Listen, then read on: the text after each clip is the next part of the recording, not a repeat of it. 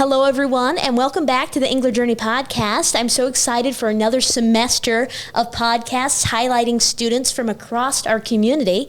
Today, I have someone who is an inspiration to the agricultural industry, and she's also someone who's going to be new on the communications team, KaytLynn Lemely, and it's so nice to have you here today. Thank you. So, can you tell me about your background and how you decided to come to UNL and be a part of the Engler program? Yes, so I'm originally from 20 minutes outside of Fort Worth, Texas.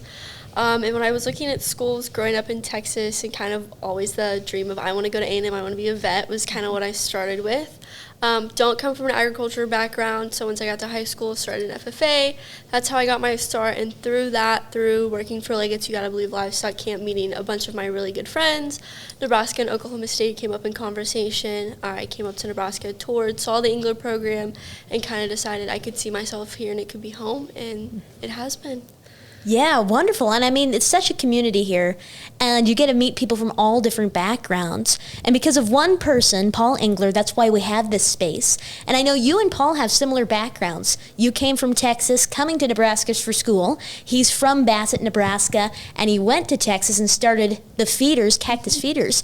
What do you think about his story is so inspiring, having that similar background? I would say definitely as I've gotten more into the Engler program and learned more about it, he's just been an inspiration because he wasn't scared to start. He kind of just went for it, which I think is really important. And so leaving Texas and coming to Nebraska, I kind of just had to go for it and start all over up here and build a life for myself. So that's been really enjoyable, and I think that part of his story has really inspired me in my journey. Yeah. And in the Engler program, students start their own businesses and they have to lean on mentors. Who do you think would be like a mentor in the Engler program for you, or somebody just in your life that has helped you throughout your college journey? So through the Engler program, definitely Tom and Dave. Dave and I, being at Enterprise Studio, have our bi-weekly meetings. As far as outside of Engler, I would definitely say my dad. He definitely pushes me to be the best version of myself that I can and to chase those dreams even if they seem scary or it means going far away from home. So Tom, Dave, and my dad are the three people that have kept me going and my business going. Yeah, and I know you did the summer build program. What was that like? So this summer was actually my second summer in the summer build program. I did it last summer with a grant, and I was kind of unsure of what all it was going to lead to.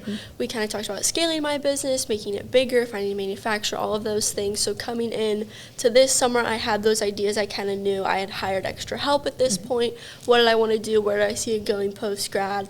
And I've just enjoyed being able to surround myself in the summer with a bunch of like-minded individuals. We help each other through their business challenges, kind of spark new ideas for each other's businesses in a short amount of time, whereas I feel like in the school year we don't always get that personal connection because we're always all over campus doing different things. So it's helped definitely in that aspect of being surrounded by everybody else. Yeah, so there's so many different experiences that you can have in Engler. That's what makes it kind of unique, is that it's not just about the classes or the coursework or the homework. It's about, being around people who are different from you and working with them and having different experiences. So what are some other events that have been at Engler that you really liked, that you have been a part of? Oh, definitely the welcome back event, to see all the new members come in and their interest and see their eyes light up when they get to tour the space and everything. That's one of my favorites. When we did one of our Enterprise Studio events where we got to talk to different mentors in the Engler program and kind of where we wanted our business to head, share our business plans, that was super helpful. Having started my business before Engler, not having that logistical side of what is a business plan was definitely helpful and insightful to see in that aspect. Yeah, and I know you have a really cool and unique business, and it's all about sheep, right? Yes. So you started growing up showing sheep throughout your time growing up, and it's all about sheep when they pick at their hair, right? Yeah, so my business is Farm Fierce, which officially launched in August of 2020, and that started just because as the show world has advanced, leg hair on show sheep has become a really big trend, which is kind of awkward to think about considering they're a market animal. They don't really need hair. It's aesthetically pleasing, looks good in the ring, gives different visual concepts, all of those things. So they eat their leg hair when they get bored. They have a nutrient deficiency, which is really odd. So in order to basically grow the shag and prevent that, we use leg wraps, kind of similar to horses and polo wraps, which people use polo wraps on sheep. So that's kind of how Farm Fierce got its start. My sister and I had sheep on feed. We needed leg wraps. It's expensive, like everything in the show industry and livestock world. So we looked at it as a way to cut down our costs, and then I saw it on the flip side to also make a little bit of money while I was in high school. And now here I am, just after 5 years of being in business. How did you learn to make these wraps? How did you begin to learn how to sew? Well, I had a sewing machine that was gifted as a Christmas present probably when I was 8 or 10, somewhere in there.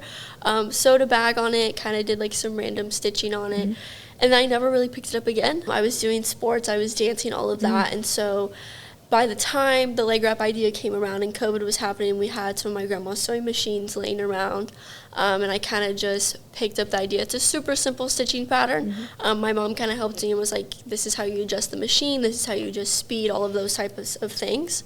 And so it was kind of trial by error, figuring that process out and what worked for us in our show lambs. And then once we modified it and got it to how we wanted it and it worked best in our show barn was when we started marketing it to the public. Oh, okay. And what would you say to like people who want to learn a skill, like learning a skill like sewing? Why do you think that's so important? It's important because you have like friends come to you and they're like, hey, can you patch my jeans or can you do this? So just knowing that simple knowledge. But with learning any skill, right, in Engler we talk about just start before you're ready. Like there's never, I tell everyone all the time, there's never a good time to do something. Like if you're going to wait for the perfect time, it's never going to come. So all your ducks might not be in a row, but go ahead and do it, is kind of how all of that started, and my advice to everybody on that. Yeah, and what would you say one of your favorite memories is from showing sheep? From showing sheep myself would be my medium weight South Down class when at State Fair, Texas. That was a moment. It was my first year at State Fair. Had no idea what I was doing. The judge didn't even give up like number signs. He just pointed, and before I knew it, I was one of the last ones pointed out, and I had won the class. And I just remember looking up to see my dad and older brother on the rail, thinking, "This is like I have no idea what just happened." So that was really cool. Now that I'm aging out, in Kansas City will be my last show, seeing my siblings and their success and their growth in the industry, I've definitely enjoyed. Yeah, and that's very cool. I mean, having that memory that your dad, seeing you win, that's such a cool moment in your life. And what would you say some of the challenges are from showing sheep, and how has that helped you coming into college? Oh, every day is different, and changing, because in Texas we have so many majors, we have so many animals on feed. Our show string changes every year, and so by the time you realize, hey, this is how I work this one, this is how we work together, this is how we are as a team, you're bringing in a new set of animals, and having to learn how does that animal work, where do I need to be on the animal to make the animal look best. So challenges, every day is different, and just being optimistic and knowing not everything is going to work the same. There's different ways to get to an end goal and to be successful, and so that's something that I've definitely carried as I've gotten older and into going into post-grad. There's more than one way to get to an end goal, and it's not always a cookie-cutter way for everybody and every dream you chase and goal. Yeah, definitely. And I know that you're saying that your path has kind of been like that you've started now in animal science here at UNL, and now you're chasing that dream of doing agricultural communications. Could you talk a little bit about that? Yeah, so I came into college thinking I wanted to go into ruminant nutrition and be in a lab and research feeds. As I got into my higher level science classes, specifically OChem, I realized maybe this isn't what I want to do. And through that, I've always loved building social media for my business and graphic design and all of that, and photography, and I think it's really cool, and writing. I always enjoyed English classes in high school, and so it would have been fall semester of my sophomore year was when that realization occurred, and I thought my show career was ending at the time, and I was I don't know what path I want to go on. So I kind of just jumped in headfirst into communications, added it as a minor of mine. I've enjoyed it a lot, obviously enough to want to go into my master's program with ag communications. So that was kind of how that start happened. And having my ASA background is very helpful because I understand the science behind everything. And now having communications as a minor, I'm able to communicate that to the public and write about it, which I think is really cool. Yeah, I mean, that's amazing because people need to know about the agricultural industry, and there needs to be more connection than disconnect. Yes. And that's kind of what you're going to be doing, serving people through agricultural communications. Yes, which I'm really excited for, and to find what I want to work on for my master's through communications. So yes. Yeah, definitely. And now you're going to be on the Engler Communications team for this semester, your last semester. Yes. So why'd you want to join the communications team? Well, I always want to be more involved in Engler. Being an ASI major, labs took up a lot of my first 2 years, and just big science classes and whatnot. And so I knew being on the communications team would give me the opportunity to go to more Engler events, because now it would be work to be able to take pictures, cover those events, those types of things. But also to grow my portfolio. Obviously, going into my master's degree, it's probably crazy of me to say I picked up a camera for the first time 2 weeks ago, covering the Engler Welcome Back event. So just trying to grow that portfolio and those skills. A lot of times in the industry, you go to apply for internships, and they want you to already have that skill set, which not being a communications major, I don't have. So Haley was fortunate enough to give me that opportunity to grow that skill set to go into my master's degree. Yes, and what do you think is so important about taking pictures? Why do you think that particular media is so important? From a media aspect, capturing those moments, there's a lot of emotion that goes into them, but also on the livestock side, and what I really hope to get into eventually, sale pictures for livestock sales. A lot of photographers don't do that. It's a different setting. It's very labor demanding. It's long days behind the camera setting up sale animals. So that for sure is something that I want to go into the future with, but just being able to capture moments, people see their success and freeze time essentially, which I think is really cool. Do you have a particular memory of taking a picture of a person, anything that sticks out that was just really impactful to you? Ironically enough, at my first State Fair of Texas, I had my mom's camera ringside kind of taking pictures, and I got one of what I would consider as a close family friend that's like a cousin to me, of him showing his goat, and that's one that always has kind of stuck out in the back of my head the whole time that I going into communications and everything. But that one is one that always sticks out to me because it was a really good picture, and I was like, I can't believe I took that. Yeah. Yeah, and I know you've been talking about agriculture and everything you do to highlight that through your photography. You're doing a lot of internships as well through the State Fair and coming up here in September, Exarban. Yes. Yeah. So I have interned for Exarban last year on the livestock side. Same thing again this year for State Fair. Kind of to see the operations in the back of house that go into running a very large livestock show. Yeah. Exarban's definitely my favorite because it is a national level show. And thanks to Tom and Dave and their ideas this summer, I'm actually sponsoring Market Lamb class prizes through my leg wrap business for Exarban. So that's a really big deal. Super cool. I get to finish those up this week and take them out to Exarban when I start my internship. Yeah, and that's super cool. You get to connect the two, going out to the State Fair in Exarban and then also showing your business off through those prizes.